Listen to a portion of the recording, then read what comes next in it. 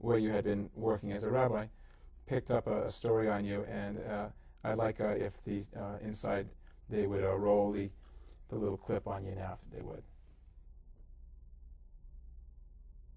With so much bloodshed right now in the Mideast, it seems like the wrong time to move there. But that's exactly what a Columbus family is doing. News Center's Mike Rao joins us now with their story. Mike?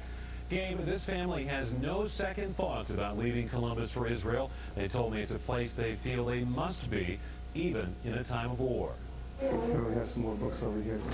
Their living room is filled with boxes and suitcases. Let's put that down there. Thank you. Rabbi Shalom, his wife Gabby, and their 6 children are busy packing up all their belongings. Even a war won't stop them from moving back to Israel. I think most people are very nervous for us. They feel that, here is so safe, and by us going back to Israel, we're putting ourselves in some kind of dangerous situation. I'm a very holy man. Shalom has been the rabbi at Temple Beth Jacob in Columbus for a year and a half. But the family used to live in Israel. In fact, all their children were born there. Israel is our home.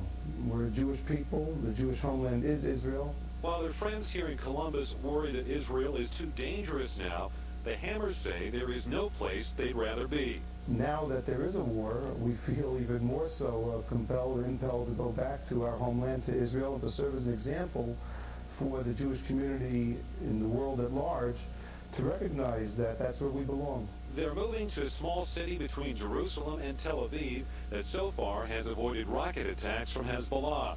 The city has become a haven for evacuees from northern Israel. I spoke to my friends this morning, and they've had actually 6 busloads of people come to our town from up north, and they're putting them up in schools. So they're packing up because no matter what's happening in Israel, they want to be a part of it.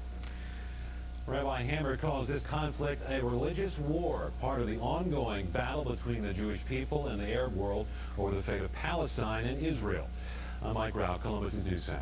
Make sure to stay with News Center and ABC. Look at that.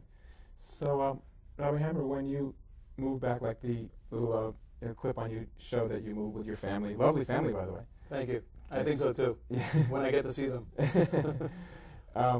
Where did you move to? What city did you live in when you went there?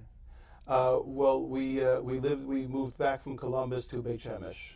And Okay. We were living in Beit Shemesh prior to our moving to Columbus. We went back to the same house that we live in now. Okay. Now, Beit Shemesh, tell us about Beit Shemesh. It's a whole development area, a lot of people, very exciting, a lot of new young families living there. Yes. Tell us about it. Beit Shemesh is a bustling city. It's growing by leaps and bounds. There's a large English-speaking community that lives there. We live in one of those parts of the community. And there's a tremendous amount of development to do there, but it's a very positive community. There's certainly a sense of activism, of wanting to enhance Eretz Yisrael, Israel, and to be a part of things, to build things for the future. And we're very, very happy there. We've been there for many years. We have wonderful friends. There's a lot of pluses in Israeli life. For example, here in the United States, people pay a lot of money for health insurance. There, you got a very qualitative health insurance policy for about how much a month? You'd have to call my wife. She handles all my finances. I have no clue. So don't go there. Okay. All right. Leave that one alone. Well, you have some really good stories that you tell people. Can you tell us about the cranberry juice story? It already has a label to it. Well, I mean, I will tell you the story. I'd like to relate it to what's going on. Sure. But you had said that Israel, in terms of health insurance, there are benefits, and even tuition costs obviously is lower there. Yeah. But there is a price that you pay in Israel, and there are sacrifices that you make to live there. And I think that that's something that's very important to recognize. Mm-hmm. There's a high price for spirituality. The Jewish people have always paid a price for that. As a matter of fact, before I tell you that story, I'll tell you a different story. I remember as a child, my father, my parents, they tried to imbue us with a sense of culture. I'm not sure they were successful, but they tried. And we once were taken to the Met in New York City. My father told us each to find a place to daven mincha, afternoon services. So I guess I had sort of delusions of grandeur of Superman, and at the time they had these glass phone booths. Went into the phone booth, picked up the receiver, thinking that I was inconspicuous. Little did I know that this was the most popular phone booth in the entire New York. and people lined up. They wanted to use the phone, and here was this child that must have been about 10 years old, speaking into the phone. Surely the person on the other side of the line could not hear what I was saying because I was murmuring the Shemona Esrei. Right, well, I knew that. They didn't know that. And this fellow started tapping on the glass, and eventually, I turned around to him, and not being an Israeli yet, but apparently it was in my blood. I went like this, which in Israel means go jump in the lake. And he persisted. Eventually, I lost my patience, and I turned around to him, and I said, "Can't you see that I'm talking to God?" And this was not strange in New York, as it happens all the time, but I heard him murmur under his breath. As he turned away, he said, "Boy, that must be a very expensive phone call." Well, the Jewish people are used to paying a very expensive price, and we pay the price for being called the chosen people. But in Israel, it's not a long-distance call.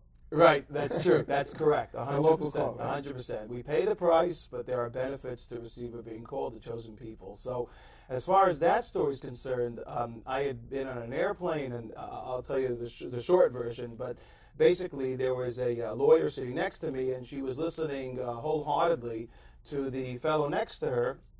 And he was obviously a senior partner, and he was at a very loud voice, if you can imagine, louder than mine. And a New Yorker?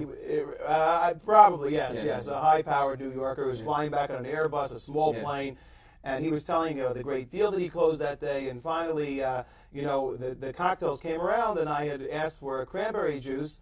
I drank it once, and then they came out around for second rounds. And again, I was disturbing the conversation. I asked for another cranberry juice, and they passed it to me, and I realized that the cranberry juice was not kosher.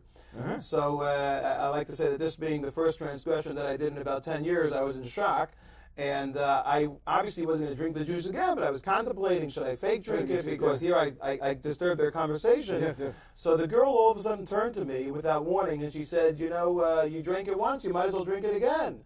So I said, well, surely you'll agree with me that if I made one mistake, I shouldn't do it again. So I said, now that you interjected and joined the conversation, I said, I have a question for you. I said, do you really enjoy listening to what this fellow next to you has to say? And she said, well, I'll tell you the truth, I really don't enjoy it at all. But he's senior partner. I'd like to make senior partner one day, so I have to pretend like I'm enjoying the conversation. Uh-huh. So I said, what an existence. I mean, rabbis experience that all the time. So I said to her, what would you like to do out of life? Are you happy in life? And she said, you ask very difficult questions. So I said, well, I'm a rabbi. So she said, well, let me ask you, are you happy in life? I said, yeah, I'm a pretty happy person. I'd be a lot happier if I had another cranberry juice, but I'm a pretty happy person. So she said, well, what do you want out of life? And I said, well, you ask very difficult questions. She said, well, I'm a lawyer. I said, okay. Well, I said, the truth is, it's not difficult for me to answer that question. I took out a picture of my 6 children. I told her, these are my children. They live in Israel. All I want out of life is to be able to, for these children and for my family, to appreciate what it means to be a Jew and to appreciate what it means to live in Eretz Yisrael, in the Jewish homeland. And she was absolutely taken by the fact that someone could answer such a complex question that people go to analysts all the time for, to be able to answer such a question in 2 seconds flat. Mm-hmm. And the truth is that the Jewish people have never had difficulty answering those kinds of questions because we have always contemplated those questions. Those have always posed challenges to us. And our challenge for existence is based on the fact that we're always asking those questions and trying to come up with those answers in order to survive. What do you love about Israel the most? What do I love about Israel the most? It's hard to answer that in one in one sitting. You said that we had to answer these questions. Right, 100%. But usually I have a cranberry juice time to think about it. What I love about Israel the most is the fact that I can say to my children, to my family, to my colleagues, the fact that we are not only learning, but we are shaping the future of Jewish history. We are part of it. When I'm there, there's a different beat, there's a different pulse. Mm-hmm. You are creating that pulse. I always tell the story of Rabbi Hanina ben Dosa. The Medrash talks about the fact that he wanted to dedicate something to the temple during the construction of the second temple, and sure enough, there was he did not have the financial means to do so. So he lived up in the Golan, the northern part of Israel, and the Medrash says that he went outside to the fields, he found a boulder, and he decided he was going to give this boulder to serve as a cornerstone for the temple in Jerusalem. But how would he transport it? The Medrash says God sent him 5 angels. And the angels told him, we will transport this boulder, providing you place your hands on the stone. Sure enough, he did so, and the stone was transported. And Rabbi Yosef Tachtal, who wrote the Ema Baram Smecha, asks, why was it necessary for him to place his hands on the stone?